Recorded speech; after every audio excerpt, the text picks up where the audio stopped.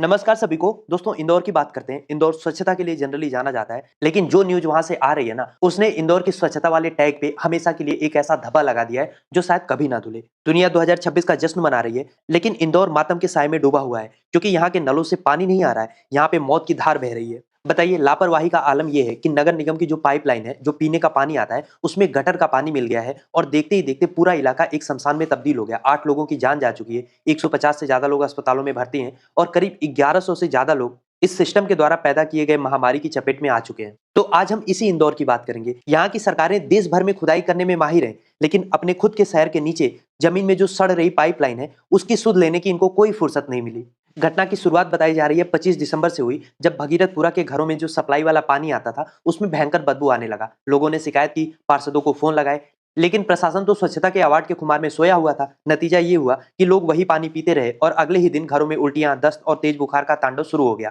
और देखते ही देखते इस तांडव ने 8 लोगों को अपनी गिरफ्त में ले लिया। उन्होंने अपनी जान खो दी। और ये वो लोग हैं जिन्होंने सरकार पे भरोसा किया था। आप इन्हें किसी पार्टी से, किसी हिंसा से, किसी विरोध से तो नहीं जोड़ सकते ना। ये तो बस सरकार की लगाई हुई सप्लाई से ही तो पानी पी रहे थे। ये क्या करते? और बेशर्मी का आलम देखिए कि इसकी जिम्मेदारी लेने की बजाय प्रशासन अभी आंकड़ों में उलझा हुआ है। स्थानीय लोग दावा कर रहे हैं कि 8 लोगों की जान जा चुकी है। प्रशासन केवल 3 मौतों की पुष्टि कर रहा है। और इसके पीछे का आखिर लॉजिक क्या है? अगर मान लो मौत के आंकड़े ये कुछ कम भी करके दिखा देते हैं, खैर इसमें तो ये लोग माहिर है। चाहे कुंभ की बात करें या कहीं की भी भगदड़ देख ले, आंकड़े छिपाने में तो सरकार को अवार्ड मिल सकता है। लेकिन सवाल ये है कि क्या आंकड़े छिपा देने से जो सप्लाई का पानी, जिसमें गटर का पानी यानी कि जो आपके टॉयलेट का पानी है, वो जाके मिल रहा है, क्या ये बात हल्की हो जाएगी? क्या मरने वालों की जान की कोई कीमत नहीं है? आप आंकड़े कम करना चाह रहे हो ताकि जो आपको सफाई का टैग मिला हुआ है वो कहीं आपसे छिन ना जाए। लेकिन आप सोच के देखो, क्या ये स्वच्छ इंदौर का तमगा ये इंसानी लाशों पर सजाएंगे? और ये कैसे हुआ? जब इसकी जांच हुई तो जो चीज सामने आई वो किसी के भी रोंगटे खड़े कर सकती है। इंदौर नगर निगम के कमिश्नर दिलीप कुमार यादव ने यह चीज स्वीकार की है कि नर्मदा जल का मुख्य पाइपलाइन,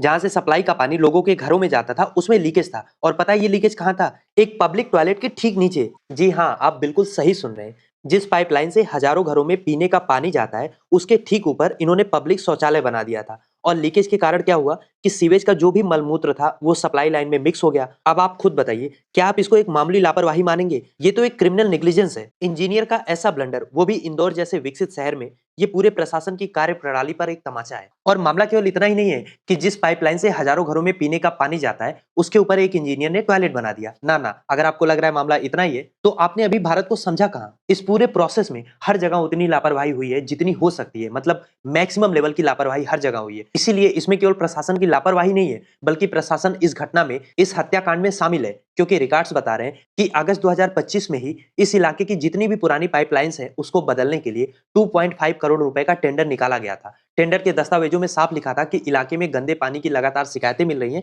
इसीलिए पाइपलाइन बदलना अनिवार्य है। लेकिन 4 महीने बीत गए, कुछ भी नहीं हुआ। 4 कंपनियों ने टेंडर भरा, लेकिन फाइल कहाँ थी? फाइल तो मंत्री जी के दफ्तर में धूल फांक रही थी। मंत्री हैं इसके कैलाश विजयवर्गीय। अब इसको संजोग कहिए या बदकिस्मती कहिए इंदौर वालों की, कि मंत्री जी इसी इंदौर वन विधानसभा का प्रतिनिधित्व भी करते हैं और खुद नगरीय प्रशासन मंत्री हैं। इनके विभाग ने ही फाइल को दबा ली। क्यों दबा ली ये मुझे आपको बताने की जरूरत नहीं है। 2.5 करोड़ का प्रोजेक्ट था। हो सकता है उनके लिए या तो प्रोजेक्ट बहुत छोटा रहा हो, या कमीशन का गणित उस हिसाब से नहीं बैठ पा रहा होगा जिस हिसाब से मंत्री जी चाह रहे होंगे। लेकिन उस देरी की कीमत तो आज इंदौर की जनता ने अपनी जान देकर चुकाई है। और जिस तरीके की तस्वीरें भागीरथपुरा से सामने आ रही है ना, वो बता रही है कि अभी भी पूरे इलाके की हालत कितनी बदतर है। दुकानों पर दवाएं कम पड़ रही हैं, हॉस्पिटलों में बेड कम पड़ रहे हैं, प्राइवेट क्लिनिकों के बाहर लंबी कतार लगी है। और जब मामला बहुत बिगड़ गया तो मुख्यमंत्री मोहन यादव जी सामने आते हैं, मरने वालों को 2-2 लाख रुपए की मुआवजा देने की बात करते हैं। मतलब जान की कीमत लगना शुरू हो गई। लेकिन गलती जिसकी है, जो दोषी है, उसको सजा कब मिलेगी ये बात आप भूल जाओ। प्रशासन ने फ्री इलाज का वादा किया है। अब ये भी अपने आप में आयरनी है, जो प्रशासन आपको पीने का शुद्ध पानी, सांस लेने के लिए शुद्ध हवा नहीं दे सकती,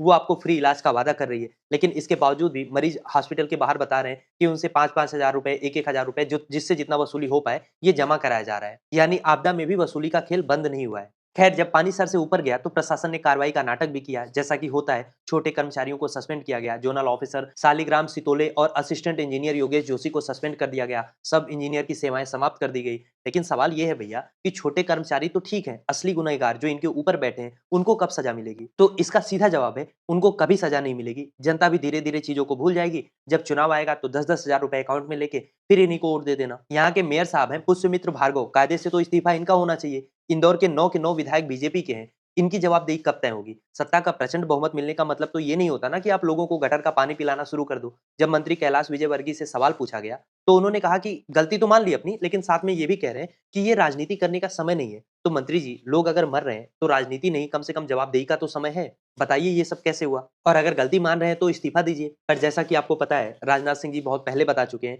कि इस्तीफा वगैरह ये सब पहले की गवर्नमेंट में होता था, जवाबदेही वगैरह। ये सब ऊपर आप टॉप लेवल से देख लो, पहलगाम हो, दिल्ली अटैक हो, जब ऊपर किसी का इस्तीफा नहीं हो रहा है, तो नीचे इस्तीफा क्यों होगा? खैर दोस्तों, बात ये है कि इंदौर भले ही आज कागजों पे आपको सबसे स्वच्छ सिटी दिखे, लेकिन उसके अंडरग्राउंड इंफ्रास्ट्रक्चर की हालत बहुत जर्जर है। और ये पहली बार नहीं है जब पानी के प्रदूषण की खबर आई हो, लेकिन इस बार मौत का आंकड़ा थोड़ा ज्यादा हो गया, तो इस जर्जर सिस्टम की पूरी पोल खुल गई। अमृत योजना से लेके स्मार्ट सिटी के नाम पे जो अरबों रुपए खर्च किए गए, वो पैसे कहाँ गए? क्या वो पैसे केवल चौराहों पर मूर्तियां लगाने के लिए उनको रंगाई पुताई में खर्च कर दिए गए? इंदौर में जो सीवेज लाइनें हैं, जो वाटर पाइपलाइन का क्रॉस कनेक्शन है, वो एक तरीके से टाइम बम है। तो आज भागीरथपुरा में फटा है ना, वो कल को इंदौर के किसी और इलाके में भी फट सकता है। सवाल ये है कि क्या प्रशासन अब भी केवल सैंपल लेने और जांच कमेटी बिठाने तक ही सीमित रहेगी, या वाकई में किसी की जवाबदेही तय करके सिस्टम को सुधारा जाएगा? और इस घटना ने ना इंदौर का जो स्वच्छता मॉडल था, उस पे एक काला धब्बा लगा दिया है। अंतर्राष्ट्रीय स्तर पे हम स्वच्छता का कितना भी ढिंढोरा पीट लें, लेकिन अगर हम अपने नागरिकों को बुनियादी साफ पानी नहीं दे सकते, तो फिर ये अवार्ड्स भी बेमानी है। आज इंदौर की जनता खुद को ठगा हुआ महसूस कर रही है, क्योंकि उसने सरकार के ऊपर भरोसा किया था। एक तरफ स्वच्छता के नाम पे भव्य आयोजन होते हैं, करोड़ों अरबों रुपए मंत्री से लेके पार्षद तक गबन कर जाते हैं, वहीं दूसरी ओर लोग गंदा पानी पी के मरने के लिए मजबूर हैं। दोस्तों, भागीरथपुरा की त्रासदी एक गहरे सवाल की ओर इशारा करती है कि क्या विकास का मतलब केवल ऊंची इमारतें और साफ सड़कें हैं, या फिर विकास की असली कसौटी वो बुनियादी सुविधाएं हैं जो एक आम नागरिक के जीवन और मृत्यु के बीच में खड़ी होती हैं। 8 लोगों की मौत बस आंकड़ा नहीं है, 8 परिवारों की तो आप समझो दुनिया ही उजड़ गई। इसके लिए सीधे तौर पे कौन जिम्मेदार है? जाहिर सी बात है, वो अफसर और वो नेता जिम्मेदार है जिसने 2.5 करोड़ का टेंडर अपने अहंकार, अपनी लालच, अपनी सुस्ती की भेंट चढ़ा दिया। मुख्यमंत्री जी 2-2 लाख का मुआवजा तो दे रहे हैं, मुफ्त इलाज की बात भी कर रहे हैं, लेकिन क्या इससे जो भ्रष्ट व्यवस्था है उसका समाधान हो जाएगा, या उसको उखाड़ के फेंकना जरूरी है, जो जनता के टैक्स के पैसे तो लेती है, लेकिन बदले में उन्हें जहरीला पानी सप्लाई कर रही है। दिल्ली से लेके मध्य प्रदेश तक हर जगह जो बेसिक एमिनिटी है, जो आपको मिलना ही चाहिए, वो नहीं मिल पा रहा है, और ये सरकार अमृत काल का दावा कर रही है। जहर का पानी, नाले का पानी आप पी रहे हैं, उससे गंदी हवा आपके फेफड़े ले रहे हैं, फिर आप ढोल पीटो कि आप विश्व गुरु बन चुके हैं। खैर, आपको क्या लगता है इस तरीके की त्रासदी को कैसे कंट्रोल किया जा सकता है? इसको पैदा भी सिस्टम ने किया है, लेकिन इसकी जिम्मेदारी लेने की बजाय मुआवजा और मुफ्त इलाज देके ऐसा लग रहा है जनता के ऊपर एहसान किया जा रहा है। जो भी आपकी राय है, लिखिए उसको कमेंट बॉक्स में।